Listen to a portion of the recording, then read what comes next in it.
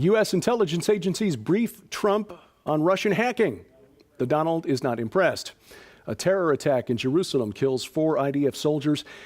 And you'll never guess what book is topping the best-selling lists in Germany. It's SkyWatchTV for Monday, January 9th, 2017. I'm Derek Gilbert. First up, a U.S. destroyer fired warning shots at Iranian ships in the Strait of Hormuz. The USS Mahan fired 3 flares at 4 Islamic Revolutionary Guard Corps vessels on Sunday. They approached the Mahan at high speed in the Strait of Hormuz.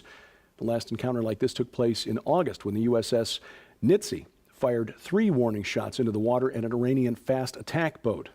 As of now, we remind you, there are no U.S. aircraft carriers in the Persian Gulf region. In fact, up until last week, Tuesday, there had been several weeks where there were no U.S. aircraft carriers deployed whatsoever, all of them in their home ports.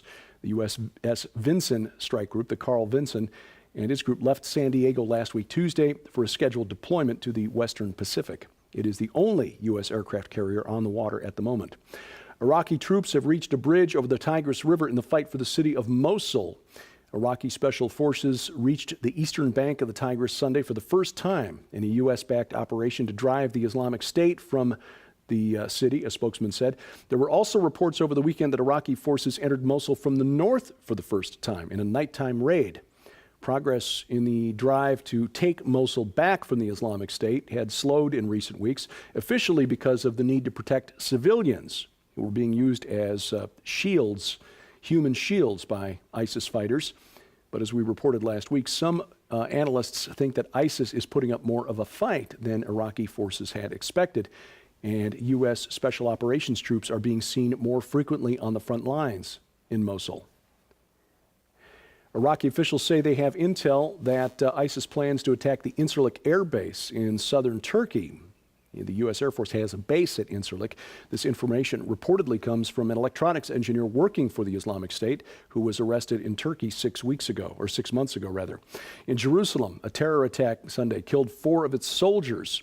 IDF soldiers, 3 female, 1 male, all in their 20s. The attacker drove a truck into a group of soldiers walking along a Jerusalem street. Prime Minister Benjamin Netanyahu said they know the identity of the attacker and all signs suggest that he was a supporter of the Islamic State. And this attack comes as ISIS is developing a presence on Israel's southern border. Egypt apparently losing control of the Sinai Peninsula to Bedouin tribes loyal to the Islamic State. An ISIS suicide bomber killed 13 Egyptian soldiers by blowing up a stolen garbage truck outside a police station in the northern Sinai town of Al-Arish.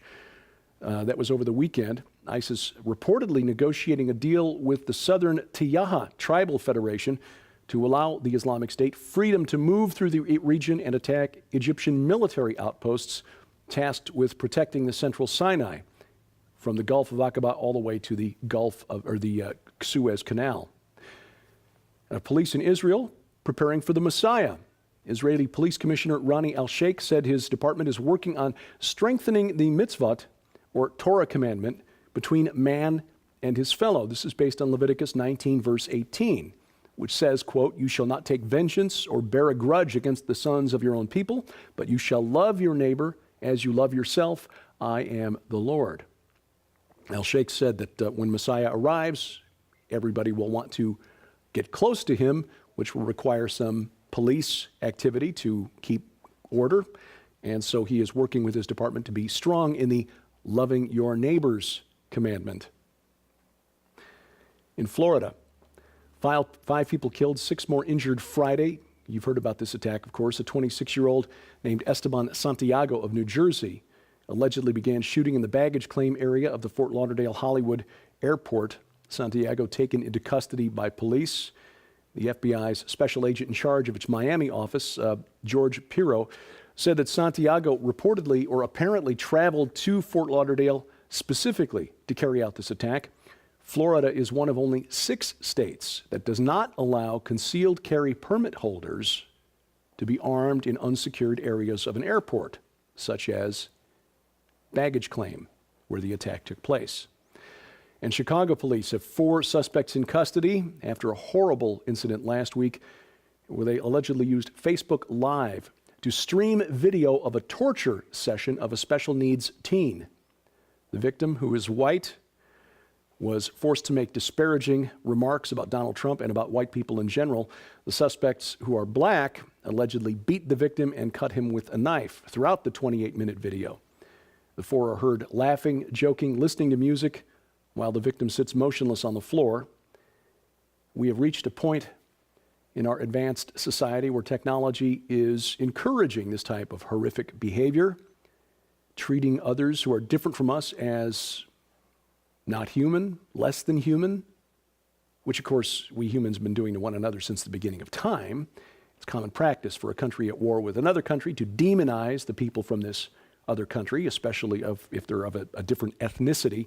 But now we can show this type of behavior to the world in real time, stirring up things like flash mobs and random violence for no apparent reason, encouraging others to participate in equally brutal behavior with a mob mentality, an electronically, technologically enhanced mob mentality. It's evil in high definition. Coming up, a surprising bestseller in Germany. That's next on SkyWatch TV. Finally, a book that helps you make sense of the hard-to-understand parts of the Bible. SkyWatch TV is proud to offer The Unseen Realm by ancient language and Bible scholar Dr. Michael S. Heiser. He takes you into the world of the men who wrote the Bible under the inspiration of the Holy Spirit, and by understanding their worldview, you will better understand some of the weird parts of the Bible. Like, why was it so important to mention giants in the Old Testament? And why did Peter and Jude reference the angels who created them in the New Testament? The supernatural war between God and fallen angels is real. The Unseen Realm helps you understand the way the apostles and prophets saw that war. And when you order The Unseen Realm from SkyWatch TV, we will add these two books free: The Supernatural Worldview by Chris Putnam and G.H. Pember's classic Earth's Earliest Ages. Order The Unseen Realm now by calling the number on your screen or log on to skywatchtvstore.com. This week on SkyWatch TV, we explore the origins of evil. Dr. Michael S. Heiser with a preview of what you'll find in his forthcoming book, Reversing Hermon, which of course is a reference to Mount Hermon, where the Watchers, the angelic Watchers, came to earth and took women of all that they chose, producing the monstrous Nephilim. But that wasn't all. Their sin, teaching mankind things we weren't meant to know. To a Jew of the first century, the apostles, they would have seen the actions of the Watchers as more influential on the state of the world today than what happened in the Garden of Eden. You'll find out why in this conversation with Mike Heiser. To find a complete list of dates and times to watch the program, log on to skywatchtv.com/channels. And oh, by the way, the January issue of Skywatch Magazine is now available. Like to subscribe? 1-year subscription's available. Log on to skywatchtvstore.com. You'll get a preview of my forthcoming book, which will be coming out at the same time as Mike's, called The Great Inception. Just when you thought it was safe to go back into a bookstore, hitting the bestseller lists in Germany, Mein Kampf, the book in which Adolf Hitler outlined his ideology. This is the first reprint of the book since World War II. It's heading for its 6th print run since it was first republished last January. Now, it's being republished by the Institute of Contemporary History in Munich. They've sold about 85,000 copies of the book so far. The first print run was only 4,000 copies. They said that they're not trying to promote a right-wing ideology, which is actually left-wing. I mean, the Nazis were National Socialists, after all.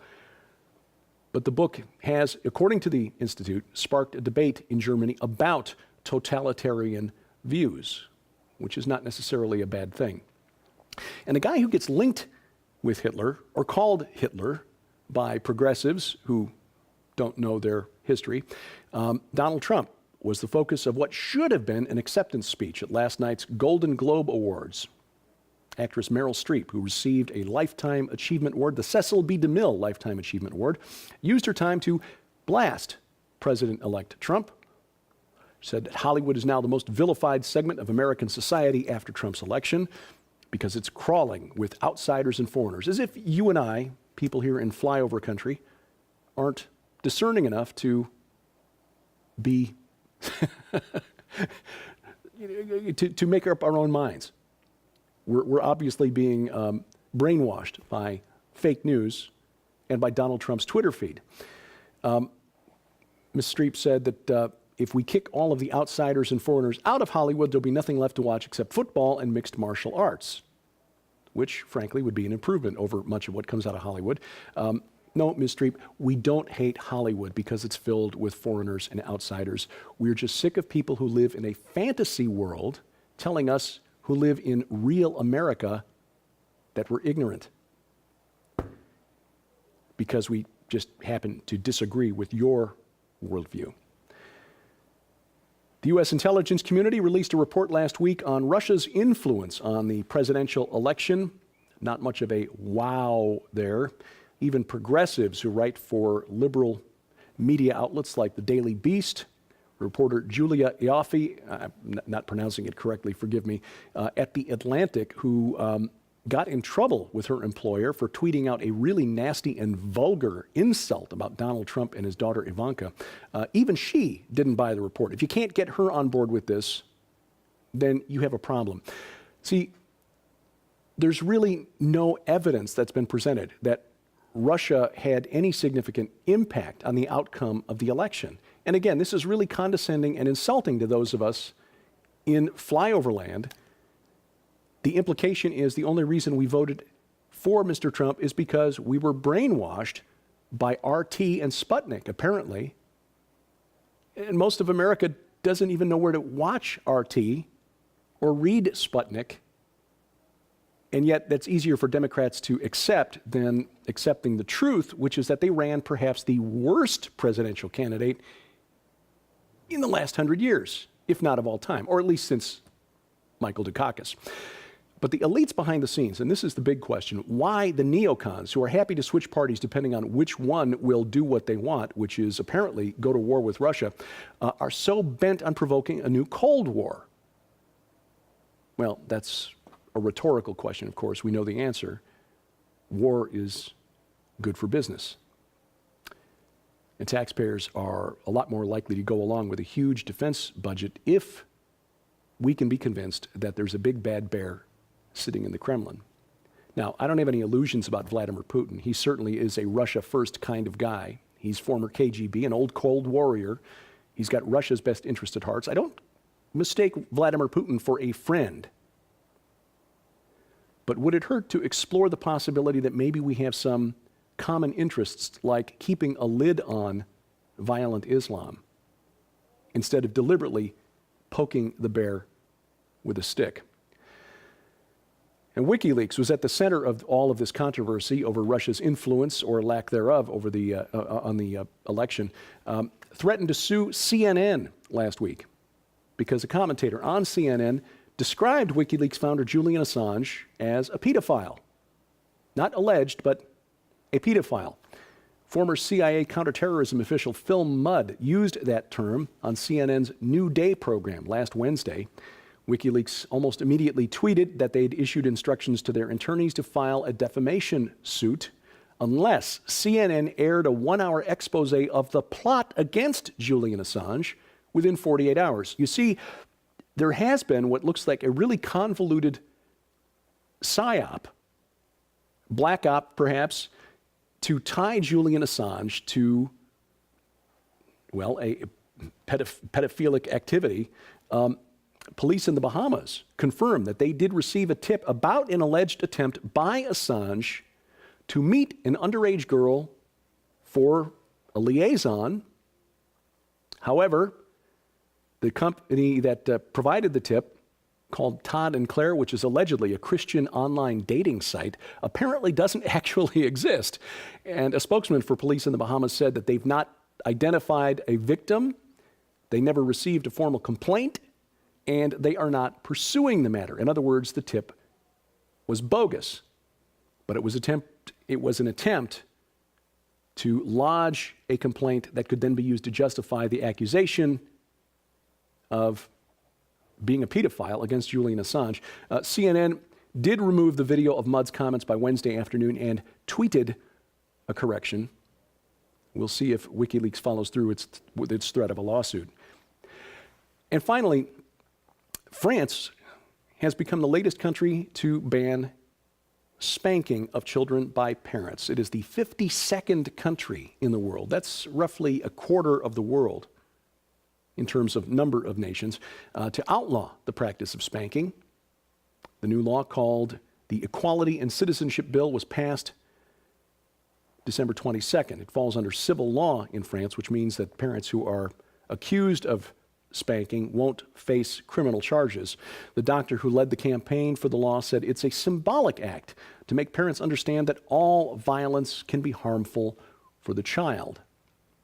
That's not what the Bible tells us, although just as a practical bit of advice, if you do need to spank your child, use something like a wooden spoon or something so it's not actually your hand. Especially dads. The last thing you want to see when you hold out your hands to hug your child is them backing away in terror. Use an inanimate third, party object. Anyway, just a bit of parental advice. You'll find us online at SkyWatchTV.com. All of our links to our social media sites are there. You'll find my website online, including links to interviews I do aside from what we do here on SkyWatch TV at DerekPGilbert.com. And thank you for watching as we keep watch. I'm Derek Gilbert, and this is SkyWatch TV.